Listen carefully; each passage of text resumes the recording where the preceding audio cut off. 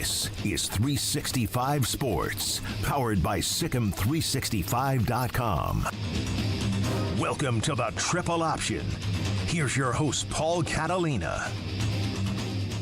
Welcome in, Paul Catalina and Garrett Ross on your Mondays.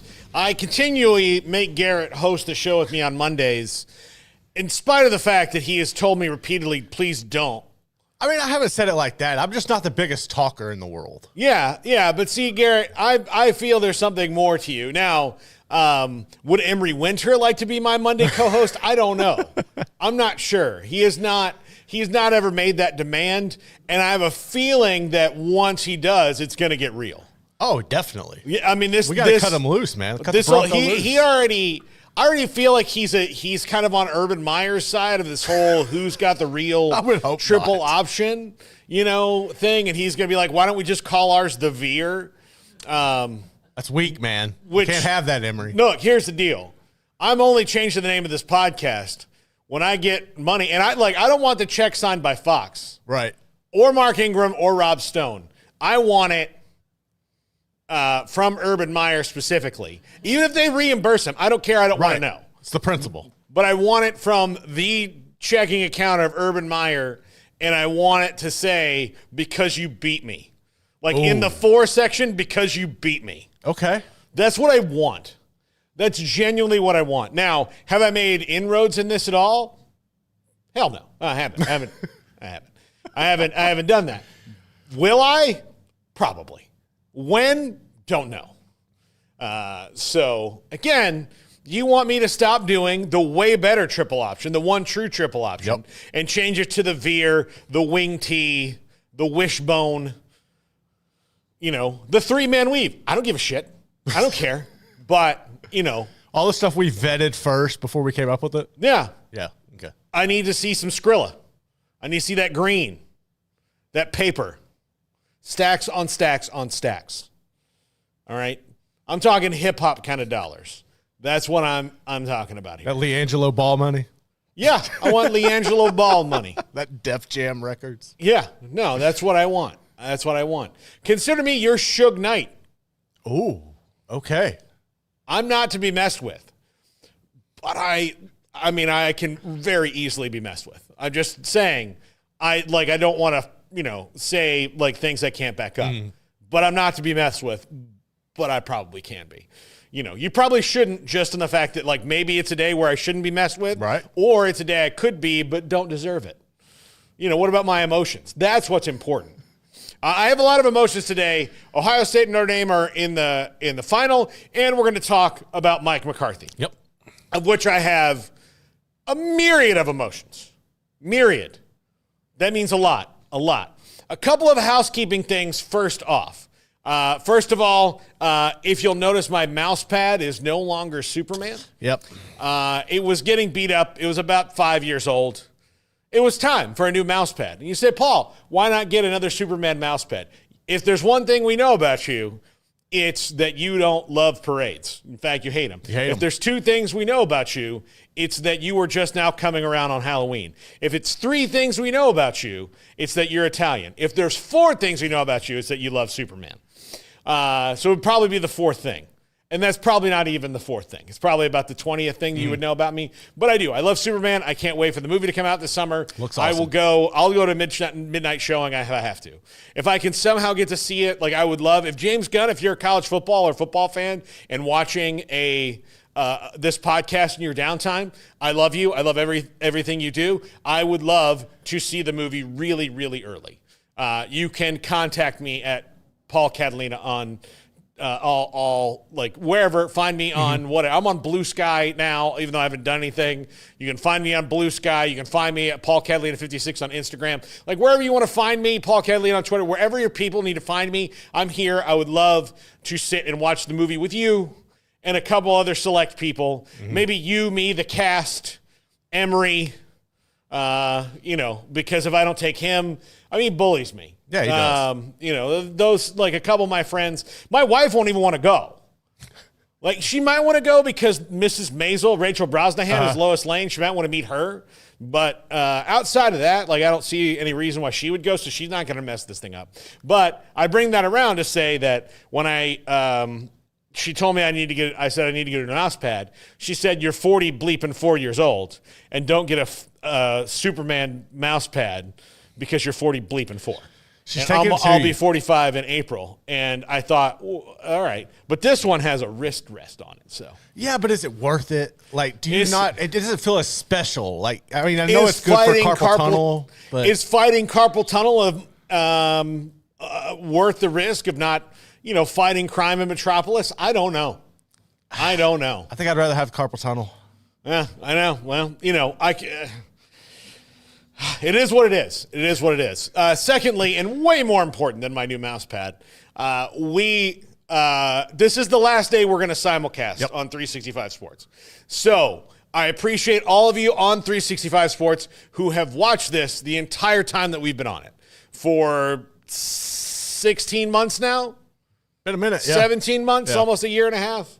So, since we've been doing this year and a half, we are going to just do triple option channel only because we've got to push all the views to that. Mm-hmm. And I know it might be a little inconvenient for you and you won't remember.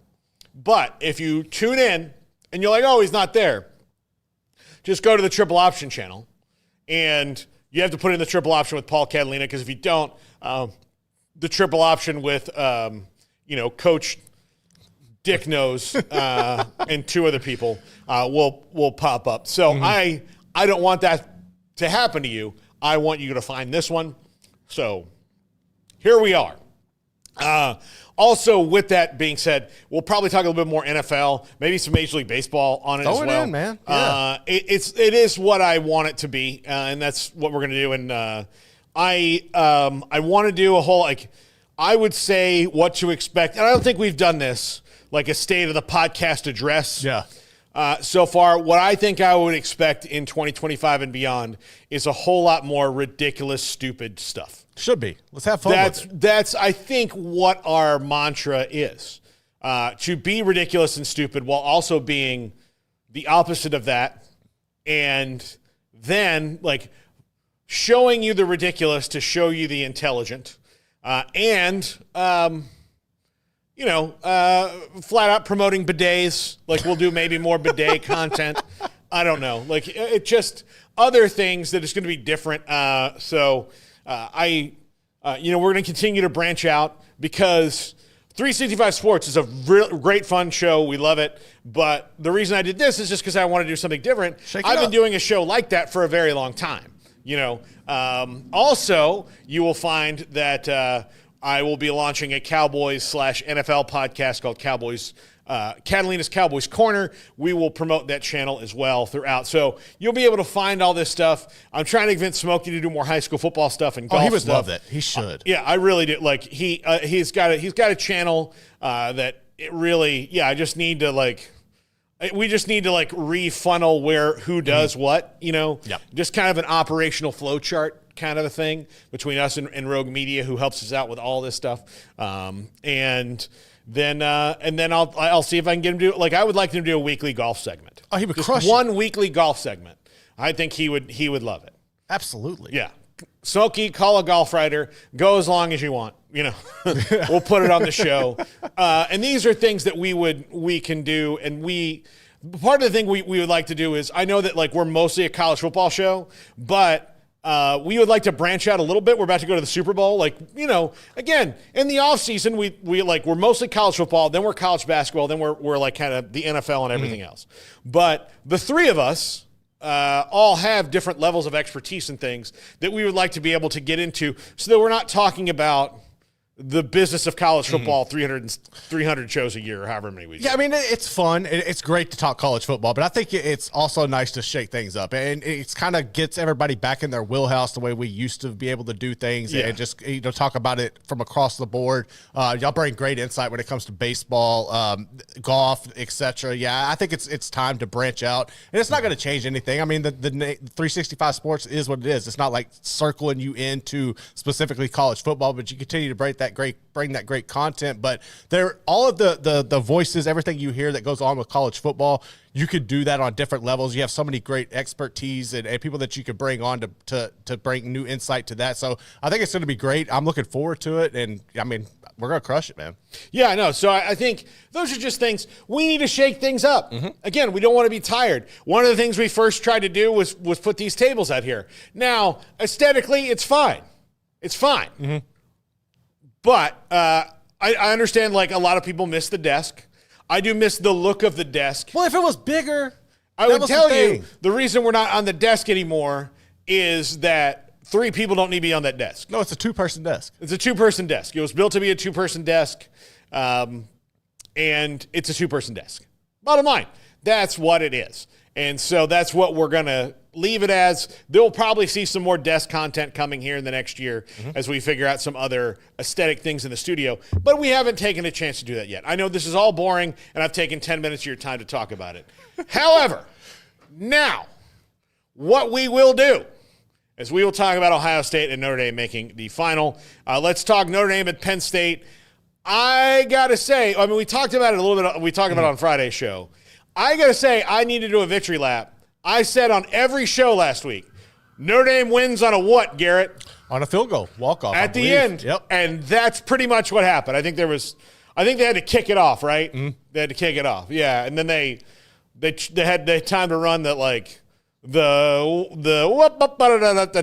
then Drew Aller couldn't, like, he overthrew the lateral at the end of the game. That's how rough of a game rough Drew Aller was having, was that at the end of the game, he fired the lateral 7 yards out of bounds. Not a good look. Not a good look, especially after the way things were going for him. Yeah, it's a rough end to him. Rough.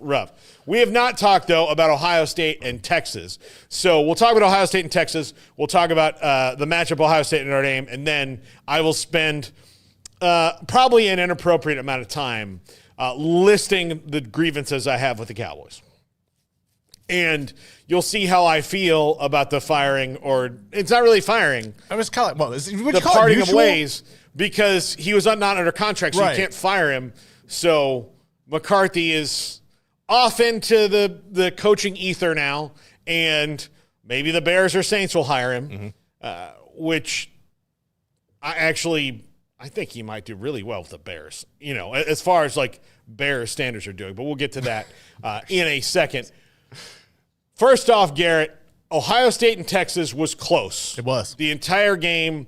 Texas, though, their flaws, and you got to see kind of the whole Quinn Ewers spectrum, experiment. Right? That was, yes. Where, oh my gosh, look at those throws he can make. Look what he can do. I saw somebody make the point of Ewers was probably always an air raid guy, and Sark's system is not air raid. You know, it is Sark's. It's got air raid concept. The reason I like Sark's offense is it is multiple as hell. Yeah. Like, it's got air raid concepts. It's got pistol concepts. It's got just line it up and run the ball. Like, it's got all these different things that are in it because he's been a lot of different places and done a lot of different things. That's what I love about the Texas offense is if you were going to try to pin it down into what it is, it's a multiple look offense. It is actually Ohio State's is kind of the same thing. Yeah, they're like pretty Chip much Kelly the and same. Sark just kind of have this. All right, we can do all these things. So we have all, like, part of the reason they can be so multiple is they have all these different weapons, right? They have all these different things, both teams that can do all these things. What the difference was, I think, in this game was Texas made like the biggest mistakes that they couldn't come back from. Obviously, the last one being the Jack Sawyer 83-yard fumble recovery, which was the stamp that Ohio State needed. Not running at the 1 yard line. Like, that was stupid. Like, yeah, not getting it from the 1 yard that. line. That all led to that. That all led to, you know, where they were, right? It all led there. And, you know, this game was a handoff to Quintravian Wisner away from being probably the way it was going, an overtime game. Right. Like, it was probably going to go into overtime. But it was a fantastic game.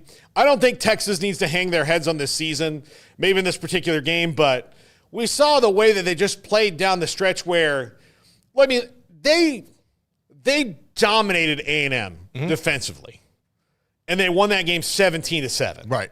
Well, that's not a dominating score, but A&M was not. They were stopped at every opportunity they were given. Mm-hmm. And Mike Elko knew that he was not going to beat them with field goals. Right. Or at least he thought he wasn't. Had he kicked 3 field goals, they would have.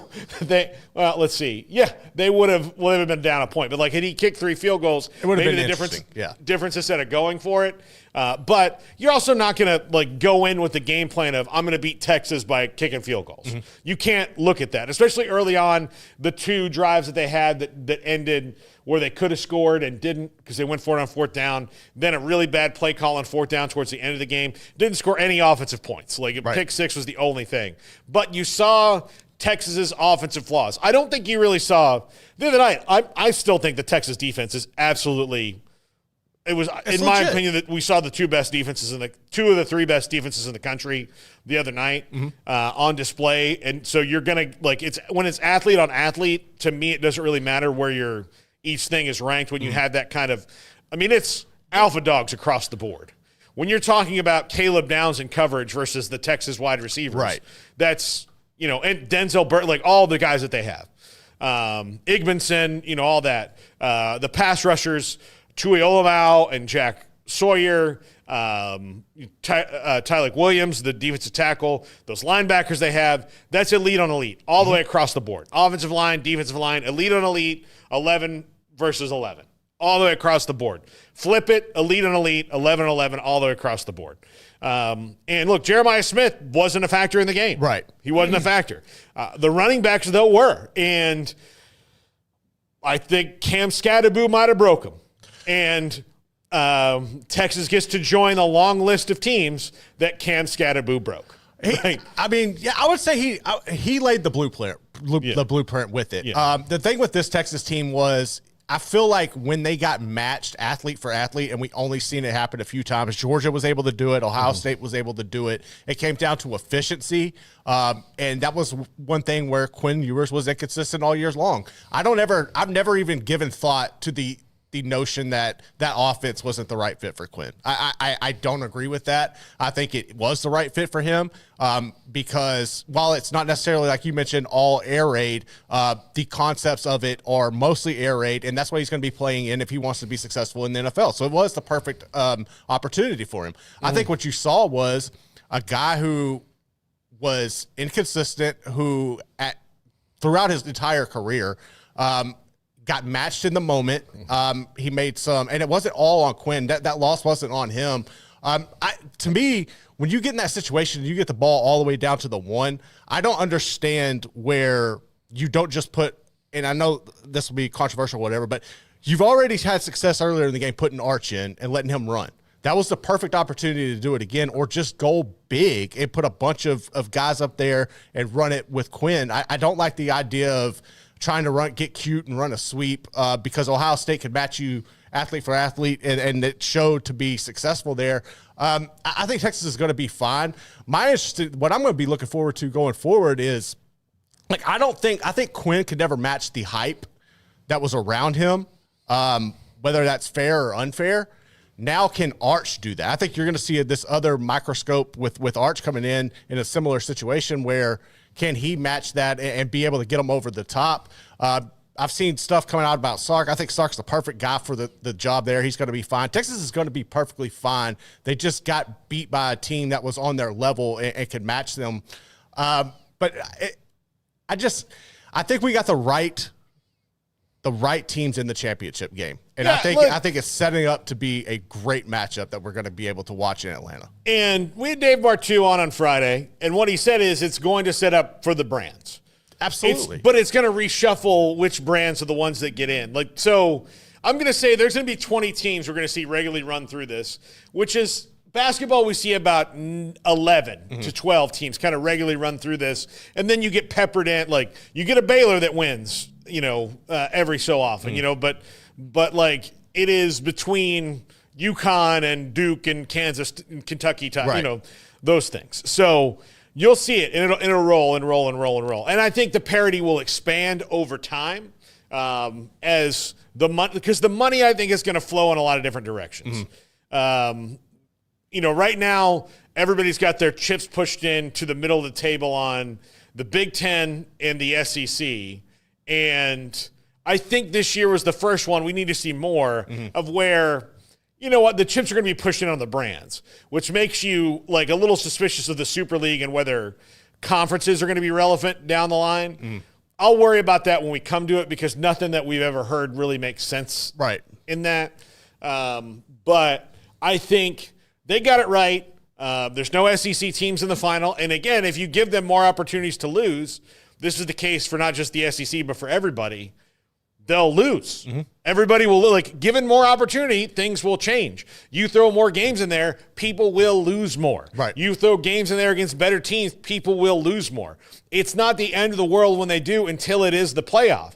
That is what is, like, you know, they say they're taking all this weight out of the regular season. I think they've just changed the emphasis in the regular season. Definitely. You know, you have to go ahead. How many times have we seen a team that is national championship caliber lose a key game in September and then wind up 9-3 because they just knew that it was like over, like they couldn't do it multiple unless times.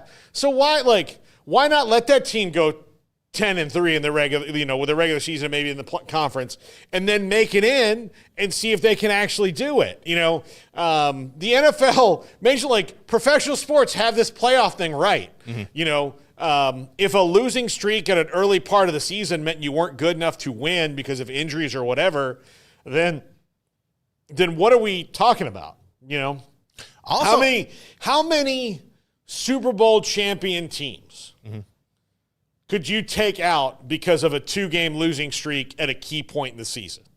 If you'd been like, oh, well, I mean, it's 2 in a row for the Chiefs. I guess they're not going to win it this year. Yeah.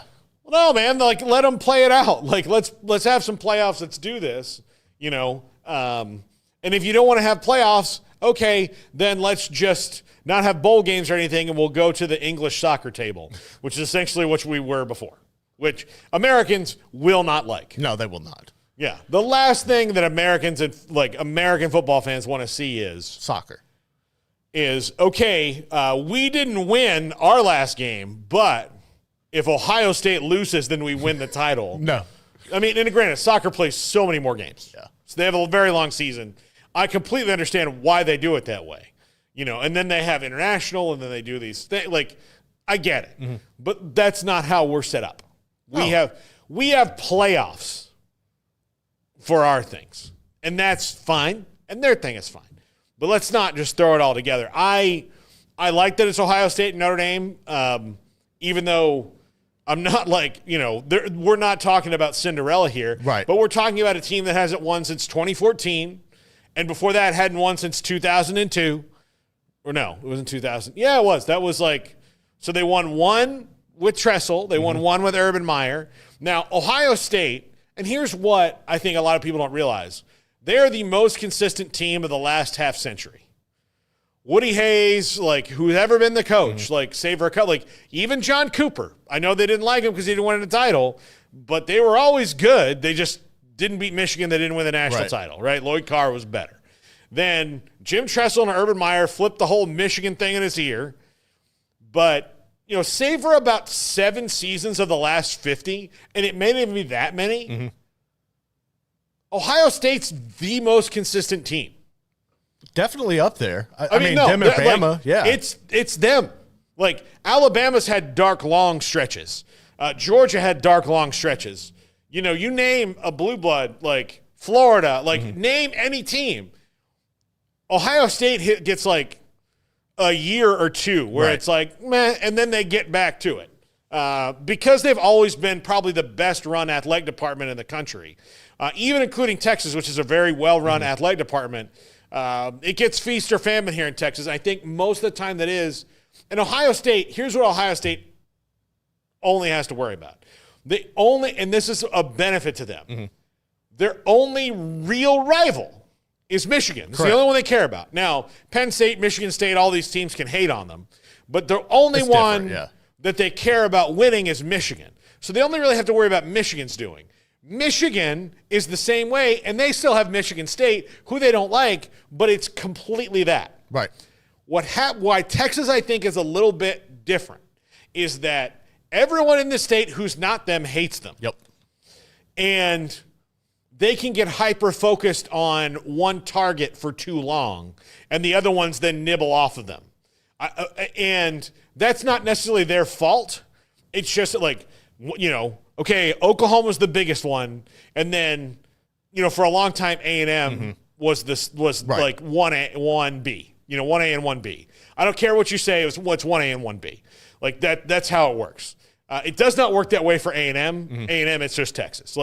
Texas, and then all the other people who say they're rivals of A&M refuses to acknowledge them. Like even Texas though, Tech. like Tech, that's a rivalry, man. It is. A&M has to address that. The reason they don't want to, because then they'd have to really look at that record over the last 20 years and go, oh, man, we didn't do well in that They're rivalry. so similar. I'm really glad that we left the Big 12 because that was one that we were having trouble figuring out all of a sudden.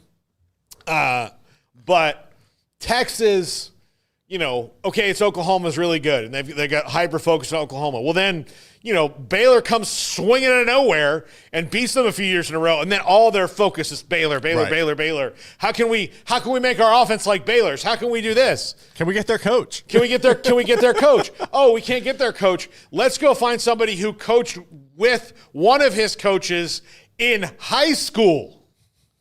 Like, that's like when they went to get Sterling Gilbert. Yeah. Sterling Gilbert worked with Mike Spradlin. Oh, my God. Who worked with Art Briles at Houston, but he worked with Mike Spradlin at Temple High School. Oh, my God. So they went, they were running a huge filter on how can we run this Briles offense, as opposed to just, figure out your own thing. Yeah. Like, you're Texas. Figure out your own thing, and guess what they've done with Sark? Figured out their own thing. That's what you have to.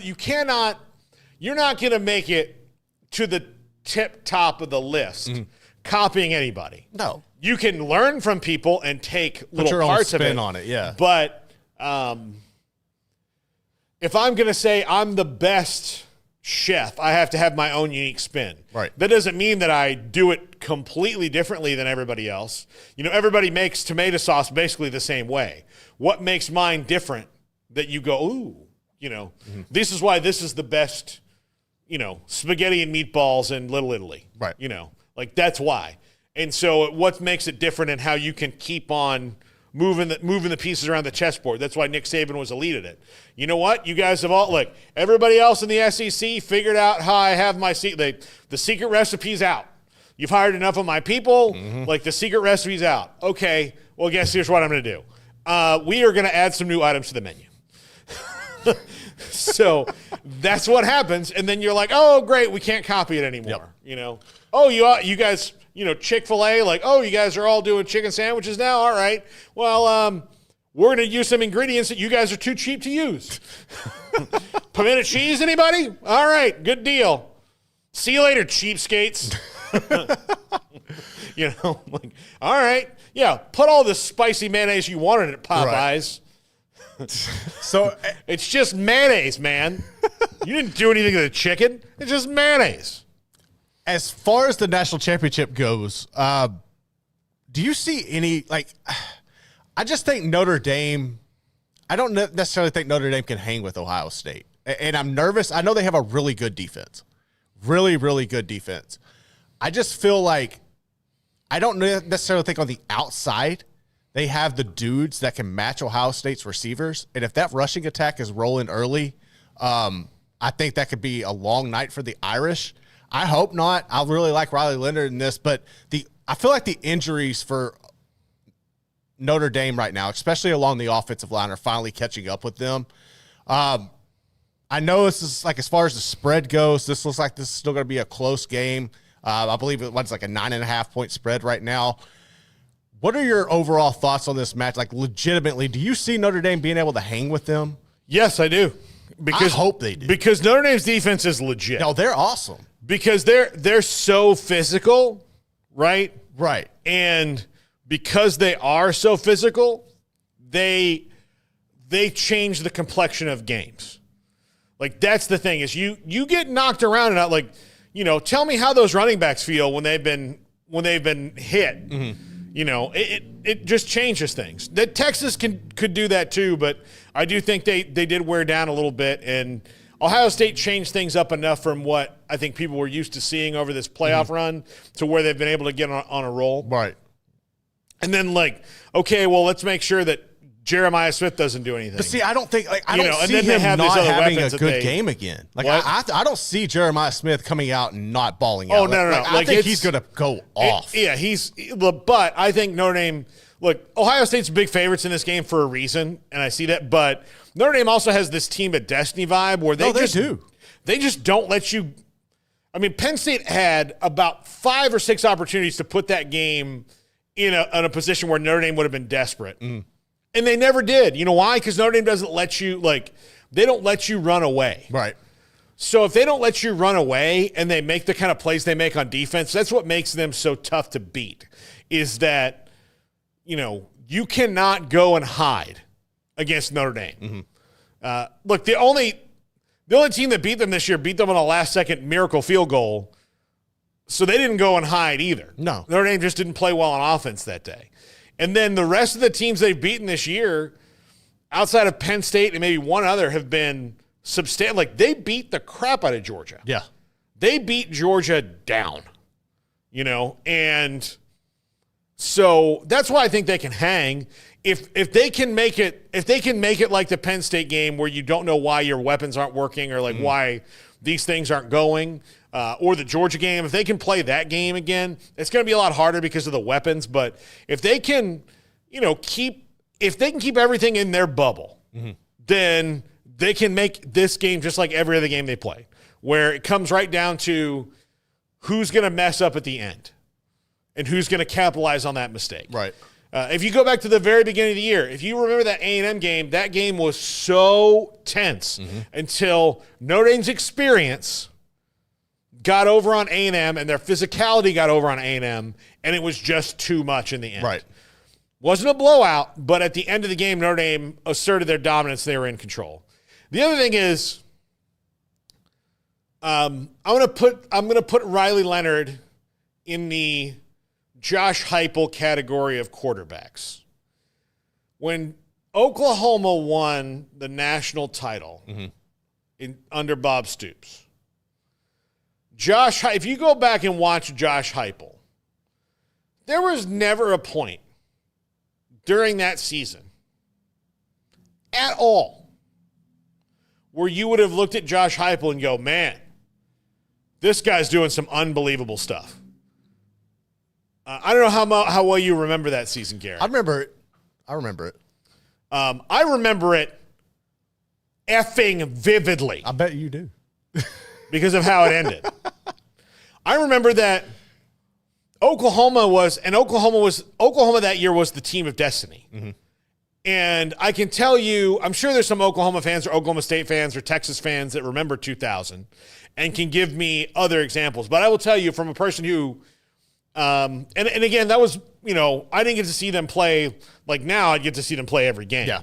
Back then, I got to see them play about half of them, but I got to see them play. I remember watching that A&M game on television, and A&M had 4 chances in that game, kind of like Penn State against Notre Dame, to where you don't make a mistake here, you're going to win the game. Right, yeah. They had, I think, it was Jamar Toombs back then. They had Jamar Toombs. They had the ball at the 3-yard line and ran 4 pass plays in a row. And R.C. Slocum knew as soon as it was over, he's like, I just outthought myself. Yep. Sometimes when you have this gigantic wrecking ball at the 3-yard line, just do it. You just say, hey, I'm doing this. We're going to do this 4 times. And if you can stop it 4 times, more power to you. Right. We're not going to one time might be the left, one time might be to the right, the other 2 might be straight up the middle. But number 5 here weighs 285 pounds. And he runs like a 4.6 right now. And 285 at 4.6 feels about like 210 at 4.2, right? It's gonna feel like you got hit by a train. So go ahead and try to get in the way if you want to, but they didn't. They created big turnovers, and there was that. Then Florida State, in that last game, Chris Weinke's the Heisman Trophy winner, right? Mm-hmm. And really, I mean, other than the Miami loss that they had early in that season on wide right 3, another game I was at, which again, I got to unpack a lot of trauma from that shit. But including I got the shit kicked out of me at that game too. That was not fun. And not like a guy just wailed me in the back of the head. Oh yeah. Told me to sit down, and then when I stood back up to him, he hit me he kind of hit me in the chest, and I was like, I hadn't even seen what he looked like yet, and then when I finally came to, my friends were like, "Oh, whoa!" We looked at him, and we're like, "Sorry, he was gigantic. He was gigantic." That was one of those old Orange Bowl Are you alive? Okay, then it's not assault. Right. Are you conscious? Okay. We're good. We only consider pressing charges at the Orange Bowl if you're unconscious. Mm-hmm. And then we go to, are you unconscious because you're a bitch or because somebody actually hurt you? Yeah. So, that's how that worked. But FSU was just, they were so good. Now, Miami, really might have had the argument. They lost later in the season. They probably could have been in that game and probably would. That was 2000 Miami. Oh, yeah. Which was the, embryonic stage of 2001 Miami. So I think that Miami team of 2000 would have mopped the floor with Josh Heupel and that team. But if you go and watch the national championship game, I think the final score was 13-2 or something stupid like that. FSU, it was bad. It was bad. Snoop Minnis, FSU's best receiver, wasn't eligible. He didn't take his finals. I don't know, whatever. They had a ton of drop passes in the game. Oklahoma did not do anything spectacular. Nothing spectacular. No. Nothing. But at every chance, FSU's number 1 ranked defense had a chance to get a stop that would have given them the ball back in better field position. They would throw a little flare pass out to Quentin Griffin, and they get a first down. Yep. And it wasn't spectacular. That's a long story to say. Riley Leonard is like that. He's a better passer, but he's still not that great of a passer. But you can go the first quarter and he can be 2 of 7. Mm-hmm. But then all of a sudden he's 12 of his next 13, and you're like, wait a minute, you sucked a minute ago. It's like Baker Mayfield. Yes. He's a lot like Baker Mayfield. And so Baker's a little bit different. He's somewhere in the middle of that.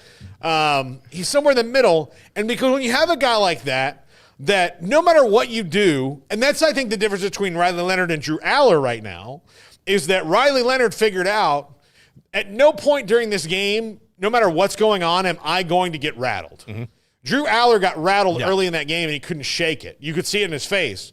And Riley Leonard, he don't care. He's just over there going all right, good deal. After the game, I'm going to see my girlfriend and my parents. We're going to have a nice big steak, no matter what happens. We all played hard. He's got that kind of Chris Traeger optimism. Right. I have expect him to see, Marcus Freeman, how you doing? Jeremiah Love, my favorite running back, literally in the entire world. He has that kind of ridiculous, infectious enthusiasm about him, where he'll just, I can see him going over to Coach Denbrock and saying, Coach, I think that it would be a good idea if we threw the ball a little bit more. And Coach said, okay, we will, but we're going to focus on the wide receivers and not the tight ends. Yeah. That is literally the best idea I've ever heard in my life. Thank you, Coach. Can't wait to get out there. Boop, boop, boop, boop, boop. And then Drew Aller, misses 4 passes in a row, and he's like, I suck at football. Yeah. What is going on? There's no end to this black abyss. If he can get over that, they can win with Drew Aller big time. They could. And he proved it this year. They're this close. But I think that was the difference in his game is when the going got tough, he just got rattled. Right. As where Riley Leonard, it was like, hey, do you know you're 2 for 8 right now? And he's like, am I? That's hilarious. I'll do better. Oh, my beer. Josh Heupel was like that when he was at Oklahoma. You'd be like, hey, you guys haven't converted a third down the last 6 tries. Has it been 6? Whoa. Yeah. Well, we don't want to go too long, that's just kind of how it is. They didn't do that. So, yeah, that's why I think Notre Dame can win because they've got this. Nobody's told them, they haven't heard that they're not supposed to be there. Right. Like nobody, like maybe now they have, or maybe they will a little bit, but all the things that people said about him, they just don't hear him. They just don't. Yeah. And I think I don't even think it starts with Marcus Freeman. I think he certainly helps out in that. I think it starts with Riley Leonard. Like, I think you look around like, hey, I'm playing quarterback at Notre Dame. Yeah. There's movies from the damn 20s about me, like the 30s like guys like this, The President of the United States played a Notre Dame guy in a movie. Right. Right? Yep. There's a pretty, I don't see, George Bush starring in a movie about Quinn, I say Quinn, about James Street, I got to ask you this now that you said that. So the whole notion and narrative around Notre Dame about them actually becoming likable now, which I find hilarious. They're this Notre Dame team, 2024, 2025 Notre Dame, is more likable than most Notre Dame teams. Ever. That I've seen. Yeah. And they're more likable than Ryan Day. Oh, hell yeah.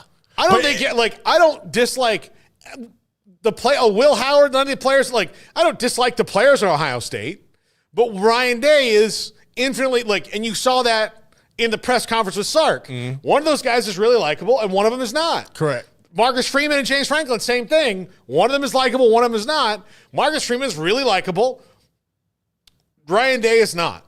So because of that, Notre Dame is infinitely more likable by comparison. Mm-hmm. But even with Marcus Freeman as likable, if you had him faced up against, a coach that's kind of on that level of everybody likes this guy. Right. Like a Dan Lanning, if he was facing Oregon or something. Yeah. Or, trying to think of somebody else that everybody likes. It's very rare. It is rare. I would probably put Kenny Dillingham up there. I think Kenny Dillingham. If it's Marcus Freeman and Kenny Dillingham, then everybody's going to root for Arizona State and not Notre Dame. Exactly. No matter how likable it is, they're Notre Dame. Yeah. They were the big bad wolf forever. Yep. Okay. We've given you a long time without a break. We're going to take a break right here. When we come back, I will spend the last 15 minutes of the show telling you everything that's wrong with the Dallas Cowboys until the end of the show. We probably run out of show before we run out of things that are wrong with them. But I will continue this throughout, my life. But particularly this week as Mike McCarthy, no longer the head coach there. They've parted ways. An amicable breakup. There's not going to be any you up texts. Just not going to happen. So Mike's on his next head coaching job, and the Cowboys search begins now. This.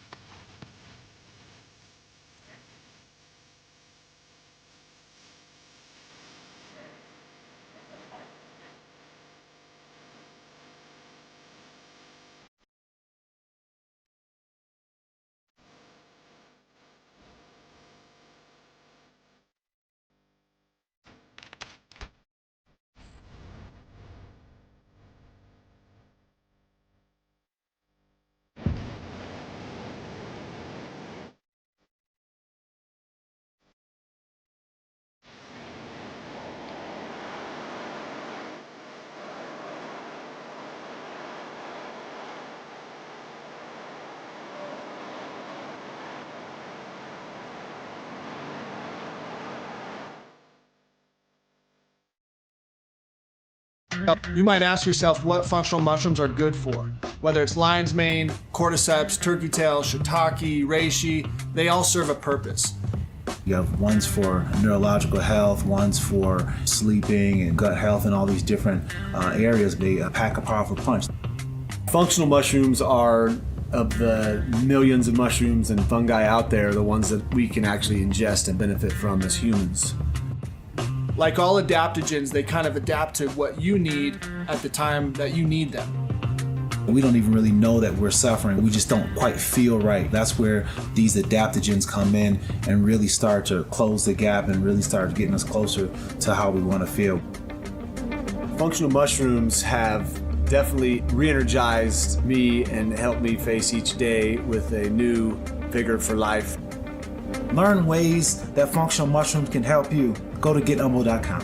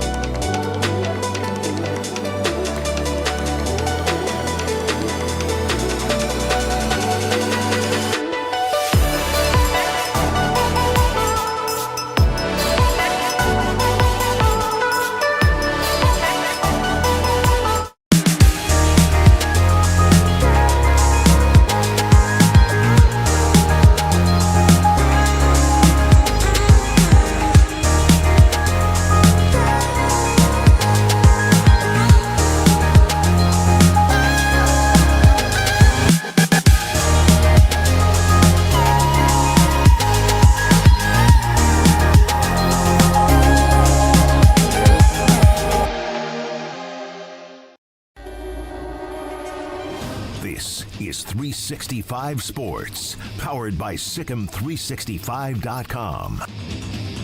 Welcome to the Triple Option. Here's your host, Paul Catalina. By the way, thank you to today's sponsor, the overall sponsor of the show. Thank you to all our sponsors. You saw Thermoflask and Umbo and Twillery in there, but also to Can-Am. Get yourself a Can-Am Spider. Emery has asked me if we can get a free Can-Am Spider, and I don't think they'll do that. Or a free Sea-Doo. I was literally telling Anna this weekend I want a Can-Am. Like, especially if it gets cold and we actually can move to the north, I'm getting a Can-Am. Yeah. Would you, like, awesome. If you got one here, would you ride it to work every day? Hell yeah, dude. I would be tearing some fields up. I'm from the country, dude. Give me one. I'll show you how we can do it. Just ride your Can-Am Spider in every day? God. I want one of those so bad. I really do. Those are awesome. Yeah, okay. Good deal. So thank you to them. Also,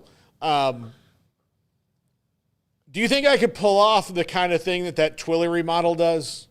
If I was I don't think it's for you. Emery could probably pull it off. No.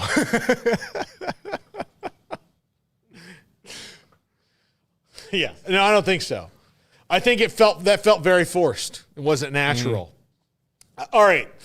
So the Dallas Cowboys of Dallas, Texas, of the Jones family, of Arlington, of Frisco, Arlington, Dallas, Fort Worth, of all of the greater Metroplex area, the Metroplex Cowboys. The Metroplex Cowboys have let go of Mike McCarthy, which means, folks, his house is going to be for sale, and I've seen pictures of that thing, and it's nice. If you can afford it, buy Mike McCarthy's house. It's nice. So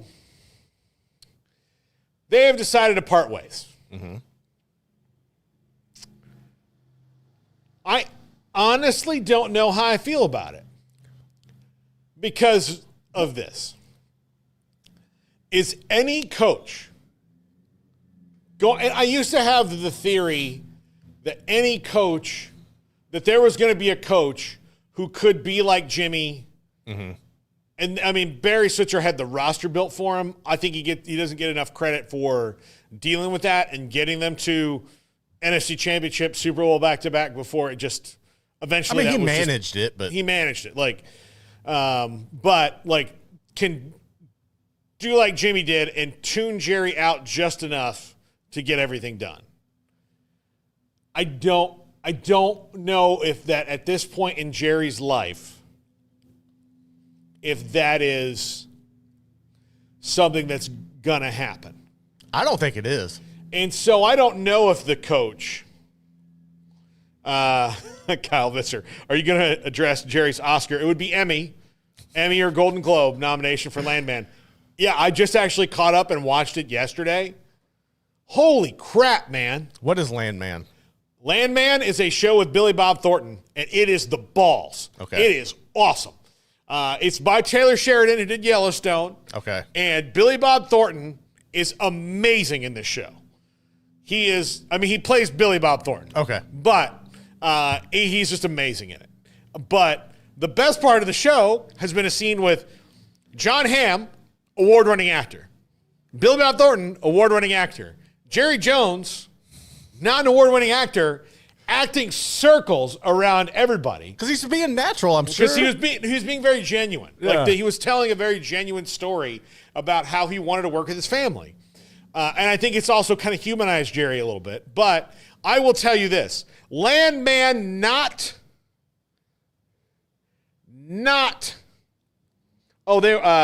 Terry Fuller, John Sellers, Cody Campbell, all consultants on Landman, which would explain the overwhelming Texas Tech push on that show. I'm assuming this has stuff to do with oil. Oh, yeah. Okay. Oh, yeah. It's all West Texas, Midland, Odessa.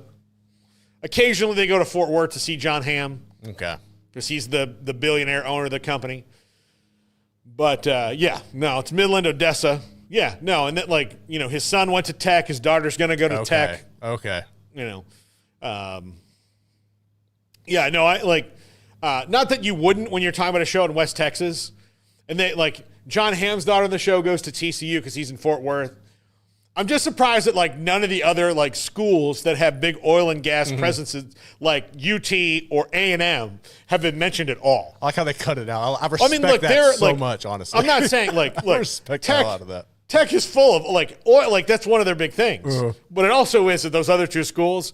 So now I know that like the consultants, they ride horses and shoot guns, right? Yeah. Like that's what they are. So that makes a ton of sense. Because I wonder if somebody said like, what about A&M? Well, are they out here consulting you? No, then shut up. And very well deserved. So very well deserved. I'm saying, one thing that did pop up, I was like, either Taylor Sheridan is a fan of Texas Tech, and look, that's Tech country in Midland. Oh, it's definitely That's Tech country for sure. So you wouldn't have like people wearing A&M or Texas hats walking around as much as you would Tech hats anyway. But it was a little bit surprising to me that to this point has been left out. And I do have a feeling if it gets worked in, whoever that person is going to be maybe a little bit of a villain in the show. Like whether they're an actual villain that hurts people or just some kind of robber baron. Okay. In general. But again, the consultants are telling you. So you just do that. But yeah, Jerry was great in it. But I don't know if the way that they construct that roster, the way that they have zero understanding of how to manipulate the cap in their favor, how they continually make bad decisions when it comes to that, and they're constantly paying for them. And not admitting that, here's the thing that the new coach, I think why Mike McCarthy is going is what the Cowboys will not say out loud. Because CD has a big contract, Dak, of course, has a big contract, and Mike is about to get a big contract. Correct. And they're going to have three players that are going to dominate the money of that room. Zach Martin's probably retiring. If I had to guess anything, I would say he's retiring. DeMarcus Lawrence is going to be gone. They're going to lose a lot of, like Jordan Lewis, a guy I really wish they wouldn't lose, who's one of their better players, especially like one of their key role players, those Army ants that you need. He's probably gone because, he's got, like, you got to cash in. You can't bring back DeMarcus Lawrence towards the end of his career. We can go cash in and win a Super Bowl. This team is in a rebuild. They're not in the playoffs. They're maybe not in a rebuild like the Titans would be or the Patriots, because they've got their quarterback signed. But again, that's a $60 million albatross for at least the next 2 seasons on that cap. And after that, that's at the only point where they can decide. They have Dak for 2 more years. So the next 2 years needs to be all about doing whatever you can to win a Super Bowl with Dak, because after that 2 years, then things start to get where, okay, this would have been over a decade in the league now. Right. And no Super Bowls. Maybe it's time to start anew. But like I've said many times, the Cowboys don't have the decency to be bad enough to acknowledge a full rebuild is needed.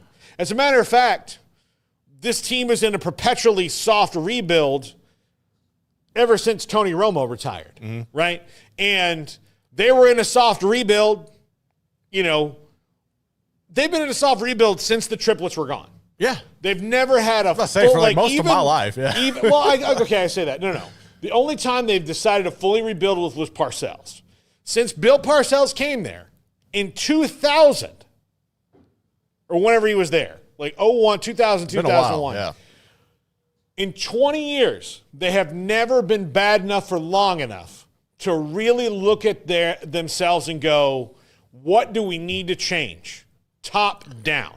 And if that means 2 bad seasons in a row and clearing the cap out, building up draft picks and restarting from there, we're part of it is they're the Cowboys and they don't want to do that. But also, hey, even the Cowboys, they had to be torn down to the rivets when Jerry bought them. That first season was 1-15, but without that 1-15, they don't get Russell Maryland the next year. They don't, they made the Herschel Walker trade, which set them up. That's not going to happen again. But who could, after 2 years from now, when they're really going to have to face this, if they haven't won a Super Bowl, it's going to be probably all right, CeeDee Lamb was great for us, but what draft picks can you get from him from a contender? Micah Parsons is still young, and he's what we're going to build the defense around, so we're not going to mess with Micah. But it's time to shed things and recoup and move on. They've never really done that. And I don't think if you look at every single team that contends for the Super Bowl now, they've had a period where they have completely shed their previous identity. Completely. Yeah, quick. Completely. A lot of them done it quick. Yeah, and because they've decided this is not who we are anymore. The Cowboys don't know who they are. So I don't know what coach they're going to bring in that can do that. And here's the problem. The coaches that are in the league right now, like I think the perfect coach for the Cowboys would be Sean McVay. Yeah. All things being equal. But guess what? He's not available. And I can't say, well, maybe they'll trade for him. Maybe they'll do this. Maybe he'll quit. Maybe he and the Rams will get sideways, and they're not. Where would you like to see them go, or where do you legitimately think? You'll see the top 5 later today. Okay. But right now, if I'm trying to not do a rebuild, you know who I want? I want Pete Carroll. I want someone like that. Now, if you're going to do a rebuild, like I know all the Cowboys fans, and there's a bunch of Cowboys bloggers and media out there, they're all horny for Ben Johnson. I would love it. I just don't think they can do on-the-job training because this is not Ben Johnson's roster.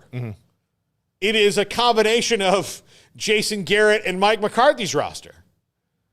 And until they shed all that, and there's some things you shouldn't shed, but there are things like, you know what? I love Trayvon Diggs, but if you could trade him and get some draft picks, do that. So, these are things that they need to do because I don't see a Super Bowl anytime in the near future with the cap problems that they have right now. You have got to, look, to steal a term from Landman, which Jerry was on, they've got to work over this pump. They got to work it over.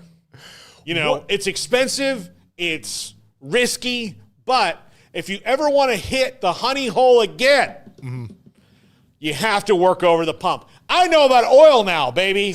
No. So I'm curious on this because I keep going back to Friday and when Mickey was on and the conversation that y'all were having, and if I remember correctly, Mickey didn't see them moving off of Mike McCarthy. You didn't feel like they were going to move off of Mike McCarthy. What changed over the weekend? Was this like the games played out and you're seeing some teams not in the playoffs anymore who maybe you were intrigued about getting their coach, whether it's Sean Payton, or is this, okay, you're looking at two interconference rivals in Washington and Philly winning and having upside and like bright futures with their stability at quarterback and playmaking? Is it a culmination of that, or is it just kind of time like that? What do you think changed over the weekend? I don't think anything changed over the weekend.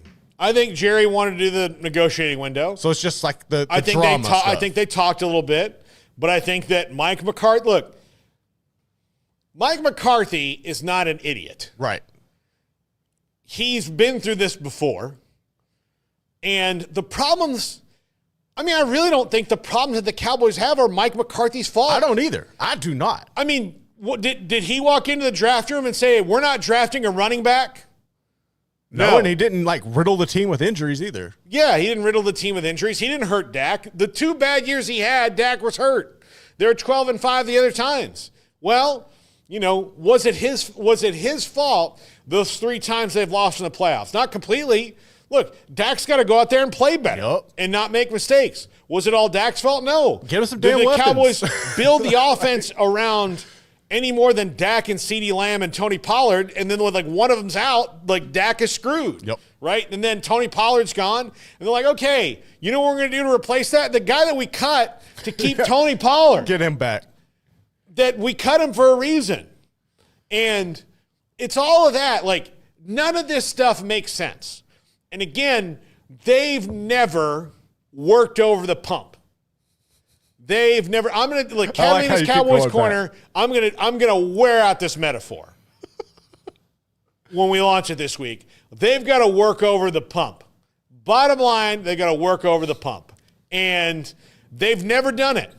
And many oil companies, I found this out, don't, because it's expensive and they just decide, you know what, I'm just going to, like, I'll just turn it off and I'll go somewhere else. It'll be cheap. Like, I'll take the money that it would cost to do this and I'll go in another field. Well, guess what? You can't do that. This is your pump, man. This is the oil field that you have, Jerry. I know that you can put up gas wells all over the place and make all the money that you want doing that and have that. You have one field, one with you. All right, today on the show, hopefully we will hear from John Machota of The Athletic on the Cowboys today. If it's not him, we'll get somebody.